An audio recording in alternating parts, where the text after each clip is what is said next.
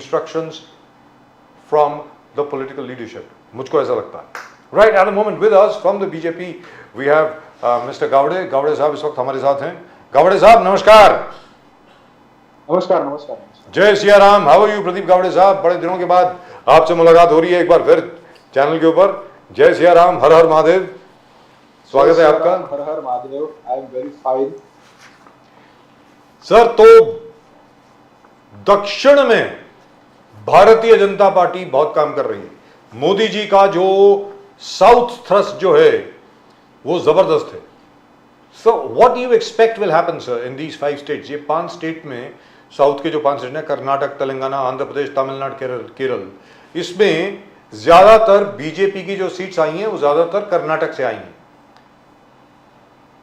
तो इस बार ये अटकलें लगाई जा रही हैं और ये विश्लेषण आ रहा है कि हो सकता है कि इस बार आपकी जो परफॉर्मेंस है, प्रदर्शन जो है वो भारतीय जनता पार्टी का तमिलनाडु में भी बहुत अच्छा होने वाला है. ऐसा कुछ है क्या सर?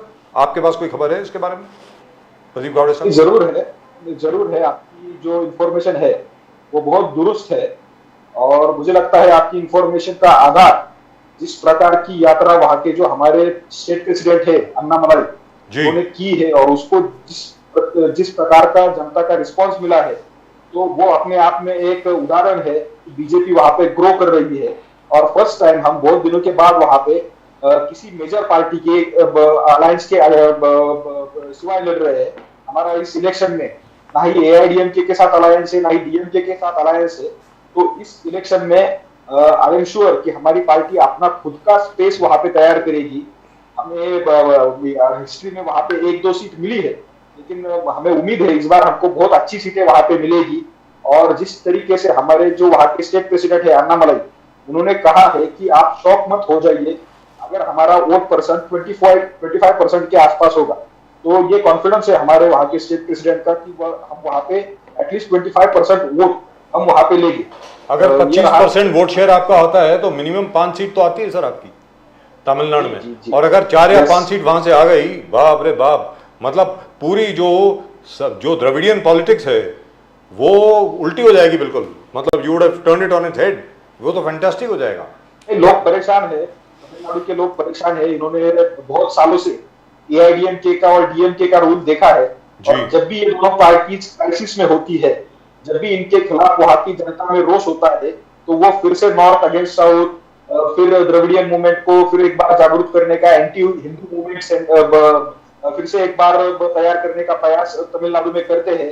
जो हमने पिछले कुछ, अगर वहां के नेताओं के स्टेटमेंट हो गए, वो उदयनिधि का होगा या फिर कुछ और मिनिस्टर हो गए, उनके स्टेटमेंट हो गए, तो ये डेस्परेट अटेम्प्ट्स है डीएमके की जो लीडरशिप है उसके, ये डेस्परेट अटेम्प्ट्स है कि अब फिर से उसको हिंदू वर्सेस नॉन हिंदू किया जाए या फिर उसको फिर से एक बार नॉर्थ वर्सेस साउथ किया जाए. लेकिन जनता ये जान चुकी है कि जब जब ये क्राइसिस में होते हैं तब ये इस तरीके की हरकतें करते हैं. हमारे पास इस वक्त बहुत अच्छा वहां पे कैडर नेटवर्क है. हमारी जो लीडरशिप है वो बहुत अच्छी है. लीडरशिप जो है उसको एक्सेप्टेंस बहुत अच्छा है, वहां के युवाओं में एक्सेप्टेंस है. जो अभी पूरी यात्रा हुई, या फिर आप देखिए कि prime minister Narendra Modi ji regularly Tamil Nadu का प्रवास कर रहे हैं. जी देखा. तो हम बहुत ज्यादा होपफुल है. सेंटर ने जो कुछ काम किया है तमिलनाडु में, उसकी वजह से भी और हमारी स्टेट की लीडरशिप के काम से भी हम बहुत ज्यादा होपफुल है कि हम इस बार बहुत अच्छा हिस्टोरिक परफॉर्मेंस करने जा रहे हैं. दूसरी चीज क्या हुई है प्रदीप गावड़े साहब, इसके पहले कि प्रदीप जी आपसे सवाल पूछे, दूसरी चीज क्या हुई है कि कई डीएमके लीडर्स का नाम एक बहुत बड़े ड्रग नेटवर्क में आ रहा है. What is that? I mean that is shocking. It is really shocking. What is going on here Pradeep Gawade साहब? बिल्कुल आपने बिल्कुल दुरुस्त बात कही है. मतलब अभी महाराष्ट्र में जो कुछ ड्रग्स पकड़े गए जी, उसमें से भी एक केस में डीएमके के उधर के जो नेता है जी, उनके लिंक्स सामने आए हैं जी आए. और हमने ऑन द रिकॉर्ड, मतलब अन्नामलाई जी ने ऑन द रिकॉर्ड ये बातें बताई है. तो इन्वेस्टिगेशन चल रहा है इस वक्त, उसके बारे में कुछ ज्यादा बोल नहीं सकते. लेकिन हाँ, हम जरूर इसके तह तक जाएंगे. और डीएमके का जो मतलब पूरा इकोसिस्टम है वो आप जानते हैं. तो मुझे कुछ उस बात में मतलब कुछ ज्यादा ये नहीं है, मैं शॉक नहीं हूँ कि उनके लिंक्स इसके साथ है. लेकिन हम जरूर उसको अनर्थ करेंगे और जो भी लोग इसके पीछे है उनके खिलाफ कड़ी कार्रवाई करेंगे. और मतलब ये डीएमके के आखिरी दिन कुछ चल रहे हैं, तो हो जाएगा, उनका भी मतलब उनके खिलाफ भी बड़ी कार्रवाई इस विषय में भी हो जाएगी। जी प्रदीप जी। प्रदीप गावड़े जी, जो राहुल गांधी जी का जबरदस्त यात्रा कांग्रेस का कहना है, उन्होंने आपके जो वैक्यूम क्रिएट हुए थे बीजेपी के, जहां भर्ती भरोसा, राहुल गांधी गारंटी, भर्ती का भरोसा, 30 लाख नौकरी जो आपने नहीं दिया वो राहुल गांधी जी देंगे, पहली नौकरी पक्की, 1 करोड़ जो ग्रेजुएट्स बाहर निकल रहे हैं उनको 1 ईयर अप्रेंटाइज और 1 लाख रुपया स्टाइपेंड पक्की, पेपर लीक से मुक्ति, गिग वर्कर्स सामाजिक सुरक्षा, फिर युवा रोशनी, जो यंग बच्चे बाहर निकल रहे इनोवेशन के लिए उन्होंने करीब 5,000 करोड़, राहुल गांधी जी का कहना है कि वो सेपरेटली पार्क करेंगे बच्चों का इनोवेशन के लिए, नए स्टार्टअप्स के लिए, उनको मोटिवेट करने के लिए। ये पहली नौकरी पक्की क्या एक गेम चेंजर होगा? गावड़े साहब, क्या एक गेम चेंजर होगा? बिकॉज आपके खिलाफ सबसे बड़ा आरोप है कि अनएम्प्लॉयमेंट, बेरोजगारी आपके 10 साल में बहुत ज्यादा हुआ था। गावड़े साहब, आपने शुरुआत में बिल्कुल दुरुस्त कहा है कि राहुल गांधी जी की जो यात्रा है वो बहुत जबरदस्त चल रही है। सिर्फ हमारा कहना इतना है कि उनकी यात्रा जो जबरदस्त चल रही है वो भारतीय जनता पार्टी के लिए जबरदस्त चल रही है, कांग्रेस के लिए नहीं चल रही है। जैसे ही उनकी यात्रा ने महाराष्ट्र में इंटर किया, जो नंदुरबार में उन्होंने शुरू किया, तो नंदुरबार के उनके जो बड़े लीडर्स थे वो भाजपा में आ गए हैं। तो जैसी जैसी यात्रा उनकी महाराष्ट्र में जिस जिस क्षेत्र से जाएगी, वहां के नेता लोग कांग्रेस को छोड़ के भारतीय जनता पार्टी में आ रहे हैं। तो आप ये जानते, तो मैं इसलिए कह रहा हूं कि उनकी जो यात्रा है वो कांग्रेस के लिए नहीं, हमारे लिए जबरदस्त है। मैंने पिछले बार भी आपके शो में कहा था कि राहुल गांधी जी की यात्रा से हमको बहुत फायदा होता है और हम ये मतलब हमारी कामना है कि वो यात्रा करते रहे। दूसरी बात, जहां तक राहुल गांधी जी ने जो कुछ वादे किए हैं उसकी बात है, तो राहुल गांधी खुद ये जानते हैं कि वो सत्ता में नहीं आने वाले। अगर वो सत्ता में नहीं आने वाले तो फिर वादे पूरे करने की कोई मतलब कोई प्रश्न ही उपस्थित नहीं होता। तो उसकी वजह से वो जो चाहे वो वादे कर सकते हैं। राहुल गांधी जी ने ऐसे टॉल क्लेम्स या फिर ऐसे वादे हैं पिछले 2019 के इलेक्शन में भी किए हैं, 2014 के इलेक्शन में भी किए हैं, लेकिन लोगों ने उनके ऊपर कभी भरोसा नहीं रखा। आप जानते होंगे पिछले इलेक्शन में मतलब हम किसानों को उस वक्त 6,000 रुपए किसान सम्मान निधि दे रहे थे।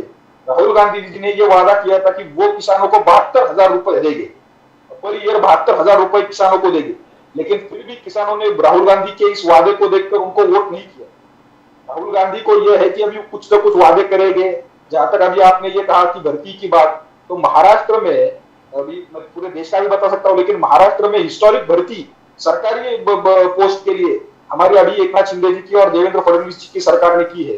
फर्स्ट टाइम महाराष्ट्र की हिस्ट्री में 71,000 पुलिस कर्मियों की भर्ती इस गवर्नमेंट ने की है। ये हिस्ट्री में पहली बार इतनी बड़ी भर्ती हुई है। तो जो अलग अलग विभाग है महाराष्ट्र गवर्नमेंट की, उसमें हमने हिस्टोरिक भर्ती महाराष्ट्र में की है और यही काम देश भर में चल रहा है। जहां तक अनएम्प्लॉयमेंट का क्वेश्चन है, मैंने पहले भी कहा है कि देखो राहुल गांधी जी फैक्ट्स कुछ नहीं बोलते। वो ये कहेंगे कि अनएम्प्लॉयमेंट है, लेकिन उसको सब्सटेंशिएट करने के लिए फैक्ट्स कुछ नहीं देंगे। अनएम्प्लॉयमेंट का जो रेट है वो रिकॉर्ड लो पे है, 3% का अनएम्प्लॉयमेंट का रेट है। और हमने अलग अलग जो मतलब अगर ईपीएफओ के फिगर देखे तो हमको ये पता चलेगा कि बहुत ज्यादा जो एम्प्लॉयमेंट है वो इनफॉर्मल सेक्टर से भी फॉर्मल सेक्टर में आ गया है। तो ये हमको उससे पता चलेगा। राहुल गांधी को ये सब बातें समझ में नहीं आती, तो इसकी वजह से वो ये बातें करते हैं। और अभी इलेक्शन है तो वो कुछ ना कुछ वादे करेंगे। लेकिन प्रदीप गावड़े साहब, यही नहीं, कल 2 दिन पहले उन्होंने और 5 वादे बोल दिए। महालक्ष्मी योजना जो गरीब महिलाओं के लिए 1 लाख पर एनम, यानी घर बैठे आप 1 लाख रुपया, यानी हर महीने करीबन 9,500 के आसपास वो देने का वादा है। 8,500 से 9,000 रुपया हर महिला को, जो गरीब महिला है वो दे देंगे।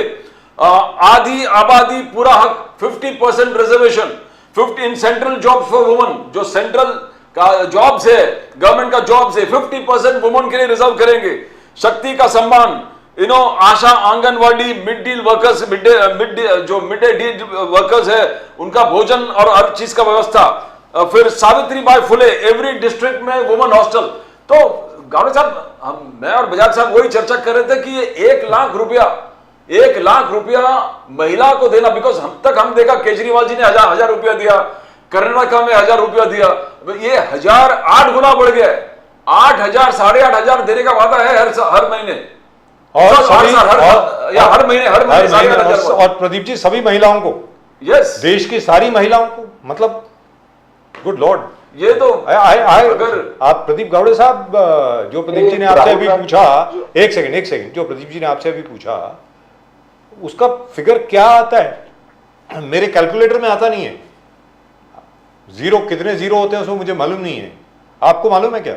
मतलब हमारी महिला आबादी, उसको मल्टीप्लाई कीजिए आप 8,500 से, 8,500 से, तो the figure will come to how much sir? I think over 60-70,000 crore और 80,000 करोड़, ऐसा ही कुछ होगा ना, जहां तक मेरा ख्याल है। आप बताएं सर, प्रदीप गावड़े साहब। नहीं, देखिए ये सब मतलब ये जो वादे है, ये जनता भी जानती है कि जनता को लुभाने के लिए किए जाने वादे, इसको मतलब इसके पीछे कोई सीरियस थॉट या फिर कोई सीरियस इकोनॉमिक्स इसके पीछे नहीं है। अभी राहुल गांधी जी की पार्टी में बहुत ज्यादा हार्वर्ड वाले इकोनॉमिस्ट है, बहुत ज्यादा ऑक्सफोर्ड वाले लोग हैं, बहुत ज्यादा टैलेंटेड लोग हैं, तो वो राहुल गांधी जी को क्या ये बात नहीं बता सकते कि ये बातें ये इकोनॉमिकली वायबल नहीं है या फिर नहीं की जा सकती? ये सब वो जानते हैं, लेकिन अभी इलेक्शन है, कुछ ना कुछ बोलना है। देखो, आप ये जानते हैं कि जो भी सर्वे आ रहे हैं, आप दोनों सभी सर्वे देख रहे हैं, कोई भी सर्वे ये नहीं प्रेडिक्ट कर रहा कि कांग्रेस पार्टी कोई नियर कंटेस्ट में भी है। कोई सर्वे ये नहीं कह रहा कि कांग्रेस पार्टी एटलीस्ट 100 के आसपास जाए। तो ये जमीनी चित्र है, तो उनको भी पता है, राहुल गांधी को भी, कि हम सत्ता में नहीं आने वाले। तो ऐसे में कोई ये भी कह सकते हैं कि मैं चांद तारे तोड़ के लाऊंगा, मैं ये करूंगा, मैं वो करूंगा, तो इसका कुछ मतलब अर्थ ही नहीं बनता है।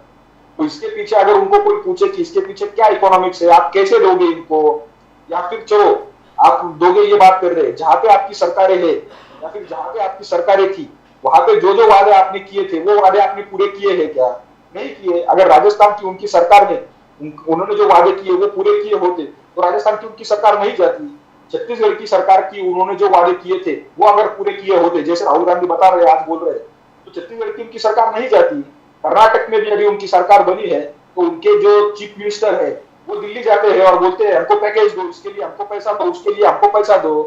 तो जो वादे वो इलेक्शन के पहले करते हैं, बाद में फिर ये करेंगे कि सेंटर हमको पैसा नहीं दे रहा है, इसके लिए सेंटर हमको ये नहीं कर रहा है। तो ये चलता रहेगा। ये अभी इलेक्शन है, उनको कुछ ना कुछ अपना प्रेजेंस इलेक्शन में दिखाना है, लेकिन ये होता नहीं, ये होने वाला नहीं है। जैसे प्राइम मिनिस्टर नरेंद्र मोदी जी ने पिछले कुछ दिनों में कहा था कि राहुल गांधी जी का मतलब कैसा है कि उनका एक पुराने जमाने का जो सीडी रिकॉर्डर होता है उसकी तरह होता है, उनकी सीडी कहीं कहीं अटक जाती है, तो फिर वो वही बोलते रहते हैं। आप जानते होंगे पिछले 4-5 दिन पहले वो हर जगह में वो कास्ट सेंसस की बात कर रहे थे। वो बोल रहे थे देश का एक्सरे करना है, उसको बोलते हैं कि कास्ट सेंसस करना है, ये करना है, वो करना है। तो ये राहुल गांधी जी की सुई अटक जाती है कभी कभी। तो गावड़े साहब, अमित शाह जी ने एक इंटरव्यू में कहा, उन्होंने कहा कि मैं विदेशी पत्रकारों से पूछना चाहता हूं कि आपके राज्य में, आपके देश में ट्रिपल तलाक है क्या? वर्बल ट्रिपल तलाक, मुस्लिम पर्सनल लॉ है क्या? आर्टिकल 370 जैसा कानून था क्या? अब CAA अमित शाह जी का कहना है कि ये इंपोज हो चुका, रूल्स नोटिफाई हो चुका, वापस लेने का सवाल ही नहीं उठता। कोई भी स्टेट अपने आप में इसको लागू करने से इनकार नहीं कर सकते, बिकॉज ये इंपोज। तो इस पे वापस the government is not going to go back on all these issues, clear cut Amit Shah ji ने कहा। तो क्या आपको लग रहा है कि इसका विरोध होने वाला है सब नॉन बीजेपी स्टेट्स में? नहीं, देखिए, जहां तक कॉन्स्टिट्यूशनल पोजीशन है, तो सिटीजनशिप जो है वो सेंटर की जो लिस्ट है 7th शेड्यूल, उसका सब्जेक्ट राइट, उसमें सेंटर को लॉ बनाने का अधिकार है और उसको इंप्लीमेंट करना ही पड़ता है हर स्टेट। तो उसमें अगर कुछ स्टेट कह रहे हैं कि हम इसको इंप्लीमेंट नहीं करेंगे, हम वो करेंगे, ये करेंगे, तो ऐसी कोई उनके पास पावर नहीं है। और अगर ऐसी कुछ बात वो कह रहे हैं तो वो प्योरली अनकॉन्स्टिट्यूशनल है। और जहां तक मतलब अभी आपने जो सभी इश्यूज गिनाए, तो मेरा कांग्रेस पार्टी से या फिर हम सब ने कांग्रेस पार्टी से ये पूछना चाहिए कि जो घटिया कानून या फिर जो घटिया प्रथाएं अरब कंट्रीज में नहीं है, मुस्लिम कंट्रीज में भी नहीं है, आप क्यों वो प्रथाएं यहाँ पे भारत में मुस्लिम महिलाओं के ऊपर थोपना चाहते हैं? आप क्यों मुस्लिम महिलाओं को ट्रिपल तलाक के शिकार होने देना चाह रहे हैं? तो लेकिन अभी मुस्लिम महिलाएं भी ये सब जानती है। और जहां तक CAA का इशू है, CAA के मतलब इतने दिन तक ये सब पूछ रहे थे रूल्स कब आएंगे, रूल्स कब आएंगे। अभी रूल्स भी नोटिफाई हो गए हैं, अब एक्ट भी नोटिफाई हो गया है और अभी CAA इंप्लीमेंट हो गया है, जो हमारी कॉन्स्टिट्यूशनल गारंटी थी। देखिए, CAA का एक हिस्टोरिकल इंपॉर्टेंस ये है मैंने पहले भी कहा था कि जो नेहरू की एक बहुत बड़ी गलती थी उस वक्त की, वो नरेंद्र मोदी जी ने सीएए के थ्रू सुधारी है। जब भारत का पार्टीशन हुआ था, भारत के जो उस वक्त का भारत है, अखंड भारत, उसके जो हिंदूस थे या फिर जैन थे, सिख थे, पारसीस थे, बुद्धिस्ट थे, बहुत थे, क्रिश्चियंस थे। जी। इन्होंने पार्टीशन नहीं मांगा था, ये पार्टीशन उनके ऊपर थोपा गया। ये मांग मुसलमानों की थी, मुसलमानों की मांग के लिए ये पार्टीशन उनके ऊपर थोपा गया। और उस वक्त ये कॉन्स्टिट्यूशनल गारंटी दी गई थी कि पाकिस्तान में भी, उस वक्त का जो पाकिस्तान था, मतलब आज का बांग्लादेश और पाकिस्तान, उसमें भी जो माइनॉरिटीज है, मतलब ये जो छह रिलीजन है, उनके भी राइट्स को प्रोटेक्ट किया जाएगा। लेकिन हम देख रहे, हमने इतिहास देखा है क्या हुआ। पाकिस्तान में आज देखने के लिए भी कुछ हिंदू बाकी नहीं रहे हैं। अगर हमको पाकिस्तान में हिंदुओं की कुछ बात सुनने को आती है तो ये आती है कि किसी 70 साल के बुढ़े ने किसी 10-15 साल की हिंदू लड़की को या फिर सिख लड़की को अगवा किया और उसके साथ शादी की और कोर्ट ने उसको अपील कर दिया पाकिस्तान में।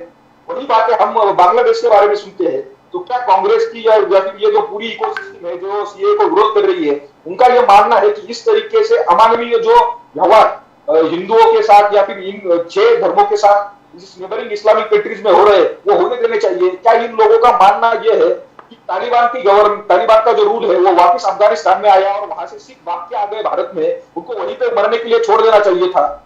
ये इनकी धारणा है क्या? प्रदीप गावड़े साहब, सबसे बड़ी बात यहां पर यह आती है कि ये बार बार क्यों कहा जाता है सीएए के बारे में, यानी सिटीजनशिप अमेंडमेंट एक्ट के बारे में बार बार ये कहा जाता है, लोगों में भ्रम ये फैलाया जाता है कि भाई तुम्हारी नागरिकता जाने वाली है। मुसलमानों के बीच में जाकर के ये कहा जाता है तुम्हारी नागरिकता जाने वाली है। अरे सीएए का इंडियन सिटीजन से क्या लेना देना है भाई? मैं क्या सरकार यहां पे फेल हुई है अपनी बात सामने रखने के लिए, या फिर एक साजिश के तहत जान करके ये एक भ्रम फैलाया जा रहा है कि भाई ये जो नागरिकता अधिनियम कानून जो है नया वाला जो आया है, इसकी ऐसी की तैसी होने वाली है, आप सबकी ऐसी की तैसी होने वाली है, इसको लेकर के ये क्या है मुझे समझ में नहीं आ रहा है। Because this is to do with minorities in these Muslim majority countries, that's it. Anybody who is a minority from these Muslim majority countries can come to India and ask for, if he or she they meet the requirements, to fast track the citizenship of India. That's it. So what is the problem here? Sir, आप मुझे बताएं इसमें। और हाँ, एक और चीज, I would like you to answer that also. बार बार ये कहा जाता है कि अहमदिया जो हैं उनके लिए भी होना चाहिए, हजारा उनके लिए भी होना चाहिए, शिया जो है पाकिस्तान में उनके लिए भी होना चाहिए, रोहिंग्या के लिए भी होना चाहिए। अरे ये कहां से आ गया यार? सर ये जरा समझाइए मुझको। May be I am mentally challenged, I don't know, I don't understand this. Sir please. देखिए, उनका जो आर्गुमेंट ये है कि आपने मुस्लिम को इसमें एक्सक्लूड कर दिया जी, और इसकी वजह से ये एक डिस्क्रिमिनेशन है on the ground of article 25 के अगेंस्ट है, आपने मुस्लिम को एक्सक्लूड किया। लेकिन आप ये बात समझिए कि जिन कंट्रीज से इन लोगों को लिया जा रहा है, नागरिकता दी जा रही है, वो इस्लामिक कंट्रीज है। वो कंट्रीज बनी ही इस्लाम के आधार पर है। तो क्या इन सबका कहना है कि इस्लामिक कंट्रीज में भी मुसलमानों के साथ अत्याचार हो रहा है? और जहां तक आपने अभी मुसलमानों के कुछ फिरकों की बात की कि उनको ये करना चाहिए, उनको ये करना चाहिए, वो सभी इस्लामिक फिरके हैं। ये सभी अहमदिया हो गए या फिर शिया हो गए या फिर और कुछ हो गए, मैं उसके डिटेल्स में नहीं जाना चाहता, लेकिन ये सब उस वक्त जो पार्टीशन हुआ, ब्लडी पार्टीशन हुआ, ये सब उसके समर्थक है। इन्होंने उसके लिए हिंदुओं का नरसंहार किया है। आपने 1947 में धर्म के आधार पर इस देश का बंटवारा किया। आपका जो आर्गुमेंट उस वक्त था कि मुसलमान हिंदुओं के साथ नहीं रह सकते, तो फिर आज आप 70 साल के बाद क्यों कह रहे हैं कि उनको भी नागरिकता देनी चाहिए इस तरीके से? और जिन मुसलमानों को ये विश्वास था सर, और जिन मुस्लिम समुदाय के लोगों को यह विश्वास था कि भारत ही हमारा देश है, वो यहां रह गए। They did not go to Pakistan, they chose India, that's it. So matter is over. तो मैटर खत्म हो गया ना सर। एक बार पार्टीशन हो गया तो मैटर खत्म हो गया ना। Muslims got another country on the basis of religion, that's it ji. तो how do we get this across? Gawade साहब प्लीज गो अहेड।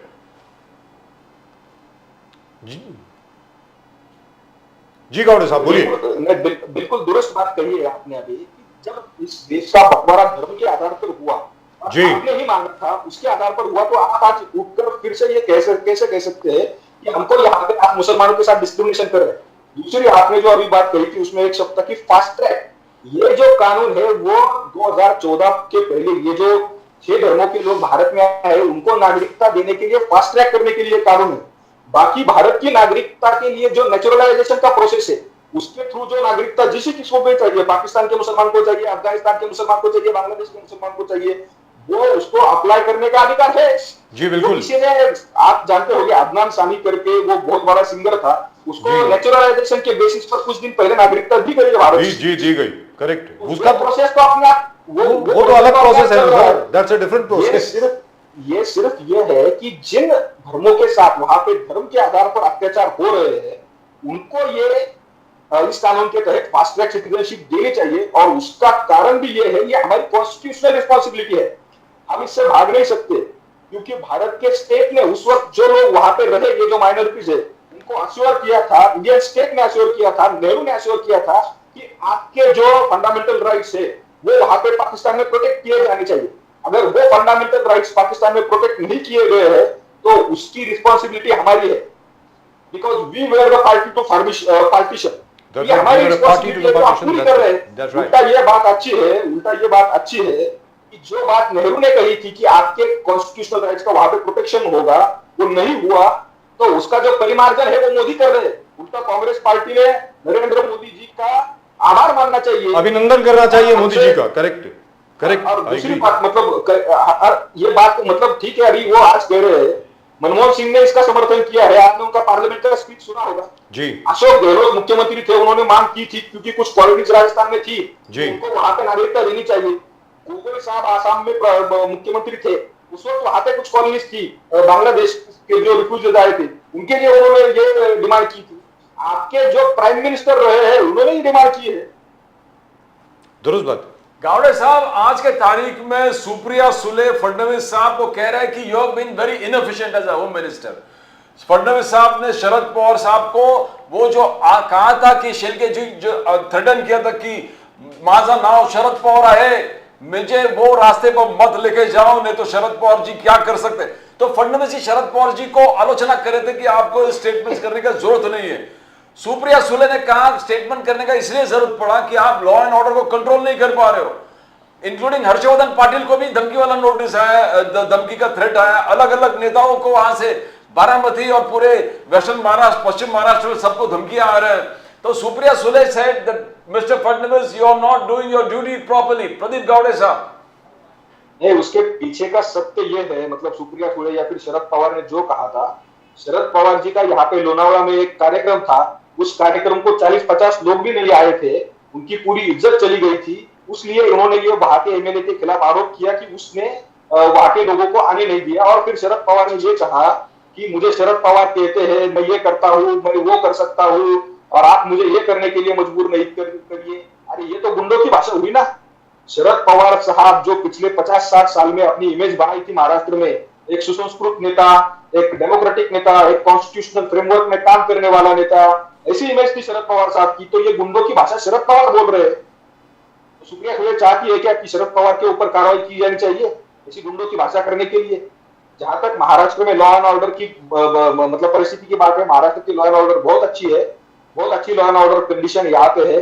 आप जानते होंगे कि जो अभी मराठा पूरा एजिटेशन हुआ, बहुत सारे लोग इस ताक में थे कि इससे महाराष्ट्र में लॉ एंड ऑर्डर की कंडीशन तैयार हो, महाराष्ट्र में कास्ट बेस्ड दंगे हो, लेकिन वो नहीं हुआ क्योंकि महाराष्ट्र की लॉ एंड ऑर्डर कंडीशन बहुत अच्छी है, महाराष्ट्र का सोशल फैब्रिक भी बहुत अच्छा है। दूसरी बात, और जो कुछ घटनाएं हो रही है, आप देखिए हिस्टोरिक ड्रग्स महाराष्ट्र में पकड़े गए, और आप जानते होंगे कि उद्धव ठाकरे के सरकार में ये जो ड्रग्स का पूरा रैकेट चल रहा था उसको संरक्षण दिया गया था। अब वो जो रैकेट है, ड्रग्स का पूरा रैकेट, वो हम अनर्थ कर रहे हैं, तो उसकी वजह से स्वाभाविक है जिनके इंटरेस्ट उस ड्रग्स के नेक्सस के साथ होंगे वो शायद परेशान हो सकते होंगे।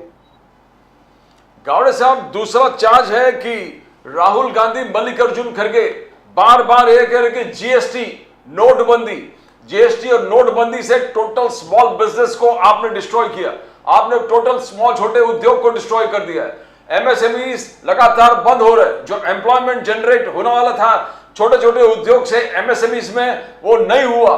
That is adding on to the unemployment. और आज ये आलम है कि बेरोजगारी, महंगाई, भागीदारी, हर जगह अन्याय हो रहा है, हर जगह किसान अन्याय, हर जगह, हर क्षेत्र में अन्याय हो रहा है।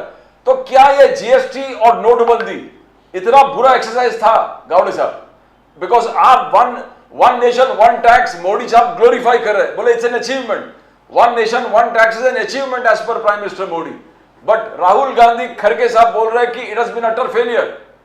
गावड़े साहब, नहीं, जीएसटी जो है वो एक बहुत ही लॉन्ग पेंडिंग रिफॉर्म था जो करने की हिम्मत नरेंद्र मोदी जी ने दिखाई और वो कर दिया। आप जानते होंगे दुनिया की कुछ कंट्रीज में जब इस तरीके का एक्ट आया तो उसके बाद जो सक्सेसिव गवर्नमेंट था वो नहीं बना, लेकिन भारत में ऐसा नहीं हुआ। भारत में हमारा सक्सेसिव गवर्नमेंट बना क्योंकि जो जीएसटी के जो रिटर्न्स है वो लोगों को अच्छे मिल रहे हैं। आज आप देखते होंगे जीएसटी का जो कलेक्शन है वो रिकॉर्ड हाई के ऊपर है। तो उसका मतलब आप देखते होंगे कि टैक्स के कलेक्शन के लिए उसका बहुत फायदा हुआ है। और जहां तक मतलब एमएसएमई की वगैरह राहुल गांधी बात कर रहे हैं, मैंने अभी पिछले समय बोलते वक्त कहा था कि अगर आप ईपीओ ये एम्प्लॉयड प्रोविडेंट फंड का जो अगर आप फिगर्स देखेंगे तो लगभग 17 करोड़ लोगों ने इस वक्त उसमें फाइलिंग किया है। तो इसका मतलब क्या है कि एमएसएमई बड़ी है और ज्यादा से ज्यादा रोजगार जो है वो फॉर्मल सेक्टर में तैयार हुआ है। पहले जो सब इनफॉर्मल था वो अब सब फॉर्मल सेक्टर में आया है। इसका मतलब क्या हुआ है, उल्टा एमएसएमई में ये सब रोजगार तैयार हुए हैं। तो ये राहुल गांधी, मैंने पहले भी कहा है कि राहुल गांधी को ये इकोनॉमिक्स समझता नहीं है, वो आंकड़ों की गहराई में जाना नहीं चाहते। आप उनका कुछ भी स्पीच देखिए, कुछ भी आप उनका क्लेम देखिए, वो कभी भी आंकड़ों में नहीं जाते। वो सर प्रदीप गावड़े साहब जनरलाइजेशन करते हैं, हर चीज को वो कास्ट के साथ जोड़ते हैं। अभी पिछली बार उन्होंने कहा था, मतलब आप दोनों ने सुना होगा कि देश के 10 बड़े उद्योगपति में कितने एससी एसटी है। क्या मतलब इससे राहुल गांधी क्या जनता के सामने क्या प्रेजेंट क्या करना चाह रहे हैं? प्रदीप गावड़े साहब 10 उद्योगपतियों में, मुझे नहीं पता उनकी कास्ट क्या है, अगर 10 उद्योगपतियों में समझिए आप कोई एससी एसटी नहीं, तो उससे मतलब उसका क्या भारत सरकार के साथ उसका कुछ लेना देना है? तो मैं राहुल गांधी से पूछना चाहता हूँ, आपकी सरकार में जो 10 उद्योगपति थे उसमें कितने लोग एससी एसटी थे बड़े? ये ऐसी मतलब कुछ भी बातें राहुल गांधी कर रहे हैं, ये शेयर फ्रस्ट्रेशन जो है उनका वो दिख रहा। प्रदीप गावड़े साहब, अब ऐसा लग रहा है कि विपक्ष जो है गैर भारतीय जनता पार्टी अलायंस यानी एनडीए के खिलाफ जितने भी लोग हैं, इंडिया अलायंस हो गई या बाकी सब लोग भी हो गए, वो इलेक्टोरल बॉन्ड्स का जो इशू है उसको बहुत बड़ा चुनावी मुद्दा बनाएंगे। उस विषय में आप क्या कहेंगे? आपको याद होगा पिछले भी एक इसमें बोला था इलेक्टोरल बॉन्ड के बारे में। देखिए, जहां तक मैं खुद एक वकील हूं, इलेक्टोरल बॉन्ड्स को अनकॉन्स्टिट्यूशनल डिक्लेयर करना यहां तक मैं समझ सकता हूं। ये चलो कोर्ट के जुरिस्डिक्शन में आता है, उसके ऊपर डिबेट हो सकता है, लेकिन चलो आता है। लेकिन उसके बाद जो कोर्ट कर रहा है, अनफॉर्चुनेटली मुझे ऐसा लगता है ये clear case of judicial overreach का है। चलो आपने कह दिया कि इलेक्टोरल बॉन्ड अनकॉन्स्टिट्यूशनल है, हो गया, वो स्कीम बंद हो गई। उसके बाद आप क्या कह रहे हैं? उसके बाद आपने कहा कि आपको ये डाटा चाहिए, आपको वो डाटा भी दे दिया, वो पब्लिश भी किया। आज आपने क्या कहा कि किस परचेसर ने किसको पैसा दिया है, वो भी डाटा आपको चाहिए। देखो ये क्या है, ये हमारी जो पार्लियामेंट्री अथॉरिटी है उसको अंडरमाइन करने का प्रयास है। इस पार्टी ने लाया वो छोड़िए, जब ये स्कीम आया था वो स्कीम के तहत हमने क्या किया था, इन डोनर्स को ये बताया था कि एनोनिमिटी दी थी कि आपकी जो पहचान है वो कभी सामने नहीं आएगी। उसके बेसिस के ऊपर उन्होंने कुछ डोनेशंस किए। अभी देखिए, आप कोर्ट ये कह रहा है जो पार्लियामेंट्री प्रॉमिस था वो छोड़िए और आप उनका फिगर्स हमको दीजिए और वो पब्लिक करेंगे। तो उन लोगों ने जिन्होंने ये डोनेशंस दिया था उनको कुछ स्टेट में डिस्क्रिमिनेशन या फिर वेंडेटा फेस करने को मिलेगा। अगर सपोज मैंने बीजेपी को डोनेशन किया है और मैं तमिलनाडु में मेरा फैक्ट्री है, तो अगर ये इंफॉर्मेशन कल पब्लिक हो जाएगी तो मुझे तमिलनाडु में काम करने के लिए प्रॉब्लम होगा, या फिर पश्चिम बंगाल में मेरा फैक्ट्री है तो मुझे प्रॉब्लम होगा उसके लिए। तो ये जो हमारी पार्लियामेंट्री डेमोक्रेसी है और पार्लियामेंट की अथॉरिटी है एक्ट बनाने की, उसको अंडरमाइन करने को जा रहे हैं पूरा इस तरीके से। So, but the only thing is, Supreme Court is not in a mood to listen. Ji ji ji, Supreme Court is not in a mood to listen right now. They made up their mind. All the judges have मुझे made up their mind. That's it. मुझे ये public interest कम लग रहा है, ये political interest ज्यादा लग रहा है जी। पब्लिक इंटरेस्ट लिटिगेशन कम है, ये political interest. But do you think it will have an impact? No, no, forget about that. Sir, the Supreme Court is supreme. Supreme Court may be right or wrong. That's a separate issue. But Supreme Court is supreme. It is not always right. It is supreme. That's it. Now, all I'm trying to ask you is, will that have an effect on the elections? Elections पर क्या उसका प्रभाव पड़ेगा sir? नहीं, मुझे नहीं लगता इसका इलेक्शन के ऊपर कुछ प्रभाव पड़ेगा, क्योंकि उसका कारण ये है कि इलेक्टोरल बॉन्ड से डोनेशन सिर्फ भारतीय जनता पार्टी को नहीं मिला है, सभी पार्टीज को मिला है। सबको मिला। उसमें कम ज्यादा हो सकता है, कोई ये कह सकता है भारतीय जनता पार्टी को 6,000 करोड़ मिला, हमें एक नेशनल पार्टी है, हमारी 15 राज्यों में गवर्नमेंट है, हमको 6,000 करोड़ मिला है। टीएमसी एक रीजनल पार्टी है, उसको 1,000 करोड़ मिला है जी। टीआरएस को लगभग 1,000 करोड़ मिला है, और कांग्रेस को 260 करोड़ मिला है। सबको मिला। कांग्रेस को भी पैसा मिला है, सबको मिला, तो सबको मिला। और ये देखो, चलो मतलब ये हमारे यहाँ पे कहते हैं कि कहावत है, मतलब ऑब्जेक्शन ये है आपको ज्यादा मिला है, कहने का मतलब ये हमको ज्यादा मिला है, लेकिन अगर आप पूरी तो ये ऑब्जेक्शन है। चलो इलेक्ट्रल बॉन्ड्स अभी आ गया, हिस्ट्री निकालोगे तो ये हिस्ट्री रही है कि जो पार्टी गवर्नमेंट में रही है उसको ज्यादा डोनेशन मिला है। जब नहीं, सरकार जो केंद्र सरकार में होती है उसको ज्यादा ही मिलता है हमेशा। जब कांग्रेस थी तो कांग्रेस को भी हमसे बहुत ज्यादा डोनेशन मिला है। जी करेक्ट, उसमें कोई दो राय नहीं। आपको शायद आपके वकील को चेंज करना पड़ेगा, हरीश साल्वे जी को, क्योंकि हरीश साल्वे जी आजकल सुप्रीम कोर्ट पे आलोचना बहुत करने लगे, कॉलेजियम पे आलोचना करने लगे, supreme court interfering in others turf, outreach जो आपने कहा जुडिशियल आउटरीच, उस पे हरीश साल्वे ने ऑब्जेक्शन उठाया था। बहुत सारी चीज हो रहा है आजकल। In any event, we'll see how this plays out. Because let's see what happens on Monday. Because on Monday they're supposed to reveal the alphabetic numeric numbers also, and so on. So by the way, after a long time, you must congratulate Mr. Prashant Bhushan, Pradeep Gowde sahab. It's a great victory for Prashant Bhushan after 10 years. 10 साल के बाद प्रशांत भूषण साहब एक case जीते हैं sir, उनको congratulate करना चाहिए। बहुत कम, हरीश साल्वे बहुत कम हारते थे ये this is the first case he is lost. और ये एग्जैक्टली वो जुडिशियल आउटरीच के बारे में बोलने के बाद ऐसा हो रहा है आजकल। In any event Pradeep Gawade साहब, all the very best to you, thank you very much. When you are in Mumbai next, जब आप मुंबई में आए जरूर हमारे ऑफिस आए sir, let's have a cup of coffee together, चाय पीते हैं आप, मतलब साथ में आपके। Thank you so much Pradeep Gawade साहब, जय श्री राम, हर हर Mahadev, thank you very much sir. Yes, sir. नमस्कार। Pleasure. You know, whatever the Congress might think, I don't think the electoral bonds per se are going to have a major impact on the electoral process. The Bofors gun was national security. जी। I mean, Rajiv Gandhi at his peak, वो सबसे at his पहली, height. अरे प्रदीप जी वो सबसे पहली चीज थी। अब क्या हो गया कि लोग इम्यून हो गए हैं। अब वो sir, that was a scam, so called scam, which was not a scam by the way. Bofors scam जो बोलते हैं लोग, it was not even a scam. It was just, अरे यार कमीशन एजेंट को कमीशन नहीं मिलेगी तो क्या जिएगा का बेचारा, क्या बात कर रहे हैं आप। 64 करोड़ रुपए का पूरा स्कैम था, सो कॉल्ड स्कैम, बोफोर स्कैम। आज की तारीख में कोई 1000 करोड़ से नीचे की कोई चीज होती है उसकी तरफ कोई देखता ही नहीं है। मतलब क्या है ये। Rafale didn't stick. Rafale everybody thought अब गया, अब चिटक गया, and he just things were different. Things were different at that time. Anyway, let's ask Nasir साहब। नासिर साहब बड़े दिनों के बाद हमारे साथ हैं।